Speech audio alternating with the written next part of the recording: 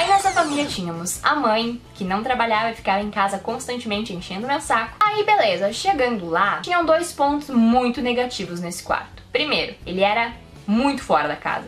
Tipo, a casa tinha cerca e o quarto era fora da cerca. Não tinha banheiro. Eu realmente tive que fazer xixi em um penico durante a noite durante 2 meses. Olá, tudo bem com vocês?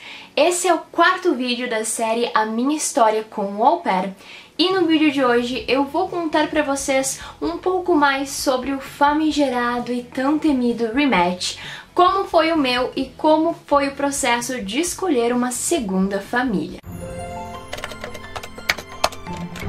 No último vídeo eu contei pra vocês tudo o que aconteceu na minha primeira família, onde eu tive o famigerado feeling e depois tive que fazer xixi em um penico, fiquei sem comida e não entendia a língua que eles falavam. E no vídeo de hoje eu vou contar pra vocês tudo o que aconteceu do momento em que o rematch foi oficializado em diante. Pra quem não sabe como o rematch funciona, basicamente, depois que você ou a família pedem pelo rematch, você tem 15 dias para escolher uma nova família.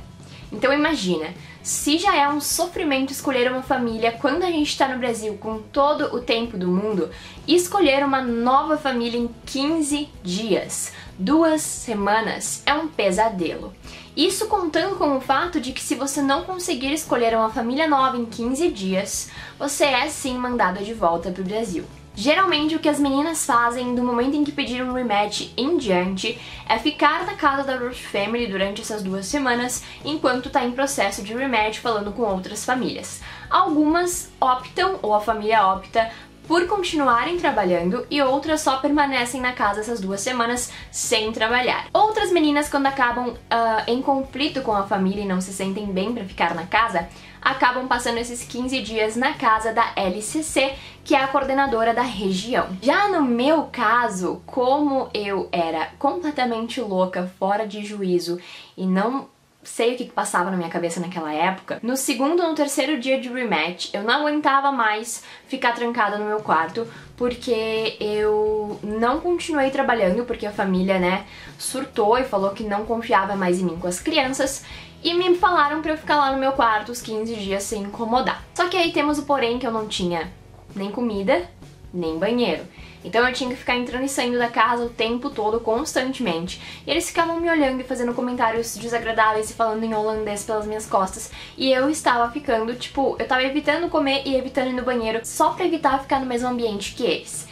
E isso tava me matando, então ali pelo terceiro dia de rematch eu resolvi vazar da casa. Mas não fui pra casa da LCC. Na época eu tava saindo com um guri que morava em São Francisco. E eu liguei pra ele, expliquei o que tava acontecendo e ele foi me buscar pra eu ficar na casa dele. Gente, sério, não façam isso em hipótese alguma. Porque basicamente, se a agência descobrir que você saiu da casa da Host Family e não foi pra casa da LCC, eles podem considerar abandono de intercâmbio e podem cancelar o teu visto e automaticamente te deportar de volta pro Brasil. Isso é muito sério e é bem complicado, porém não aconteceu comigo, né? Assim, eu realmente não sei o que eu tava pensando. Mas eu saí da casa da Host Family no meu terceiro dia de rematch e fui pra casa desse boy que eu tava saindo. Enfim, aí eu peguei as minhas mochilinhas, coloquei minhas coisinhas e fui pra casa do boy por 1 semana. Eu passei a minha primeira semana inteira de rematch na casa dele. E foi nessa 1 semana em São Francisco que eu tive os meus melhores momentos na região. Foi nessa 1 semana que eu conheci todos os pontos turísticos, o Pier 39, a Golden Gate, Palace of Fine Arts, todos os pontos turísticos de São Francisco que eu conheci nessa 1 semana de rematch, nessa primeira semana. Eu conversei com algumas famílias nesse meio tempo, mas todas as famílias ou eram muito estranhas ou eram muito boas e aí simplesmente não falavam comigo e eu ficava desesperada cada dia mais um pouco porque tava chegando o final do meu prazo. E as entrevistas pra escolher uma segunda família em rematch são muito piores do que as entrevistas pra escolher uma família no Brasil. Primeiro, porque as famílias que estão te entrevistando sabem que algum problema tem. Por que tu tá em rematch? Eles vão pedir tudo. Por que você optou por sair da casa onde você estava, ou porque a família optou por não manter você. Eles vão querer saber detalhes de tudo e qualquer coisinha pode ser um empecilho. Eles também, geralmente, essas famílias também geralmente estão em rematch. Mas não acontece o oposto. Você pode sim perguntar por que a au pair deles abandonou eles ou por que eles não quiseram a au pair deles. Eles estão em rematch, mas eles não estão sendo interrogados da mesma forma que a gente tá. E a gente sempre é interrogado, porque eu fui assim interrogada por umas 15 famílias em 15 dias. E aí foi no final de semana dessa primeira semana de rematch, 5 dias sem botar os pés na casa da host family, maior loucura da vida. De novo, não façam isso. Que eu fiz uma das viagens mais doidas do meu intercâmbio, que tem vlog aqui no canal, que é a viagem que eu fiz pra LA no Halloween. Tava de rematch aí bem nessa época do Halloween, então eu nem pude aproveitar ali a tradição de Halloween nos Estados Unidos, mas valeu a pena, porque eu fiz a viagem mais doida da minha vida. Define muito a Fernanda que eu era quando eu tinha 18 anos. Eu tava na casa desse cara, né, que eu saía em 2016, e ele tava indo pra uma viagem, tava indo pra uma rave com os amigos dele. E eu ia ficar sozinha em São Francisco. Eu tinha pesquisado algumas festas que estavam pra rolar em Los Angeles, que era pra onde o boy tava indo, e nessa época do Halloween. Só que aí, até então, eu não sabia que eu não ia ir junto. Ou seja, eu levei um bolo do boy que me deixou pra trás em São Francisco e foi pra Los Angeles. Só que aí que a coisa fica muito estranha, muito doida. Porque eu já tinha conversado com uma galera brasileira que morava em Los Angeles e a gente ia se encontrar quando eu chegasse na cidade. Aí, quando eu descobri que eu não ia, que eu tava revoltadíssima em casa, eu mandei mensagem pra essas meninas avisando que eu não ia. E o que aconteceu? Aconteceu que elas tinham um amigo, Paulo, beijo, saudades, que morava em São Francisco e estava indo para Los Angeles pra festejar o Halloween com elas. E aí o que aconteceu? O Paulo, querido, retornou 2 ou 3 horas de viagem que ele já tinha feito, ele voltou tudo pra me buscar. E eu simplesmente entrei assim... Gente, não façam essas coisas que eu fiz, tá? Mas foi uma das melhores experiências da minha vida. Eu e um desconhecido. Eu fiquei em Los Angeles com eles sexta, sábado e domingo, se eu não me engano. E assim, saudades. Olha só, temos uma evolução, não fui sequestrada, estamos aqui parados em um posto, são 4 da manhã. Ainda faltam, sei lá, mas a gente vai chegar lá por umas 9 da manhã em LA. Paramos agora pra comprar comida e café. Cheguei em Los Angeles, eram umas 10 da manhã.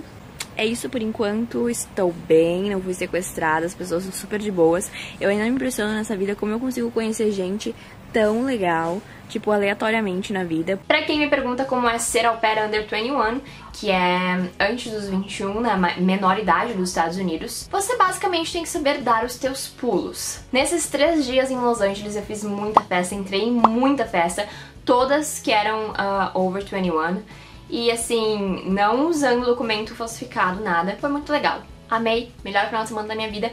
E foi isso. No sábado, depois de várias festas já, foi, se eu não me engano, que eu conheci, que eu tive um Skype com a minha host family, com quem eu tive o match. O primeiro Skype eu tive com o host dad apenas, com o pai das meninas. A gente conversou, ele era super vibe boa, super alto astral. Eu amei ele era super jovem, a família era super jovem. E a gente marcou um segundo Skype pro domingo. No domingo, se eu não me engano, eu já tinha voltado pra São Francisco, já tava em São Francisco de volta, quando a gente teve o segundo Skype. Daí eu conheci as crianças e a host mom. E foi nesse Skype que a gente teve o match. Eu juro pra vocês, eu nunca fiquei tão emocionada e nunca chorei tanto na minha vida quanto quando eu tive esse match. Vocês não entendem o desespero, o sentimento, a angústia que dá saber que a qualquer momento você pode ser mandado de volta sem ter feito nada do que você queria, porque eu tava nos Estados Unidos há 2 meses. Então, assim, realmente eu tava muito angustiada, e quando eles pediram se eu queria ter um match com eles, foi no meu último dia de rematch, um dia antes de acabar o meu prazo. Eles pediram se eu queria um match e eu disse que sim, obviamente. Aí depois que eu tive o rematch, eu voltei pra casa da host family e a LCC foi me buscar. Só que o meu voo foi marcado pra 1 semana depois, então eu tive mais 1 semana na Bay Area e eu fiquei essa 1 semana na casa da LCC. A LCC foi me buscar lá na casa da host family, então antes disso eu voltei pra casa da host family. Obviamente a host family tinha feito fofoca pra LCC, eles contaram, né, que eu estava fora de casa há dias e eu disse que eu tava na casa de uma amiga porque eu não conseguia olhar nos olhos mais da minha host family depois de tudo que aconteceu. E aí a minha LCC foi me buscar na casa da host family, eu fiz todas as minhas malas bem feliz, botei no carro. E uma das coisas que eu mais me arrependo desse período do meu intercâmbio foi que eu saí da casa, fui pra casa da LCC sem me despedir da Host Family. Então eu simplesmente, a última vez que eu vi a Host Family foi no último dia em que eles me dispensaram, eu fui pro meu quarto e fui pra casa do boy. Eu nunca mais vi eles, nunca mais troquei mensagem, nada. Só que uma coisa que eu não esperava foi que a minha segunda família com quem eu tive match conversou com essa primeira família e eles me recomendaram. Por incrível que pareça, mesmo eles tendo ficado muito magoados comigo aparentemente, porque eu fui assim, muito trouxa, eu sei, muito imatura, muito inapropriada, enfim. Eles me recomendaram pra segunda família e falaram que eles realmente não queriam me perder e que foi, assim, um choque muito grande eu ter pedido pra sair. E aí me bateu aquele remorso no coração, mas, né, já foi, já tinha ido e eu já estava embarcando pra nova jornada, pra uma nova fase do meu intercâmbio na Flórida. Aí nessa última semana, nessa semana extra, nessa terceira semana, que eu tava na casa da LCC, foi muito legal também, foi uma experiência muito bacana, porque a LCC era incrível. Ela tinha duas filhas, crianças assim de 12, 13 anos, e ela tinha uma au pair brasileira. Tinham amigas dessa au pair, estavam hospedadas na casa dela também. Então a gente deu vários rolês nesse meio tempo. A gente foi comer fondue em um castelo, e foi a primeira vez que eu comi fondue na minha vida, e ainda foi tipo na Califórnia, em um castelo de pedra super legal.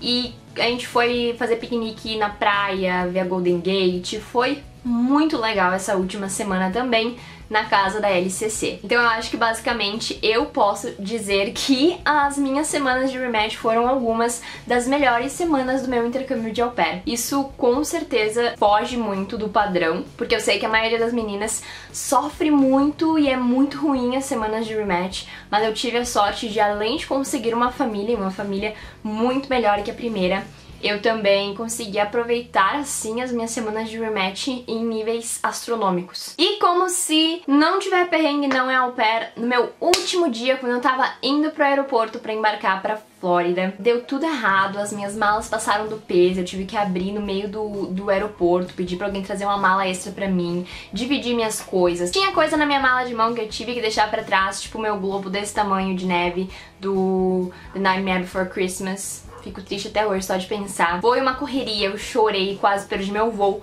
mas consegui embarcar para a minha segunda família.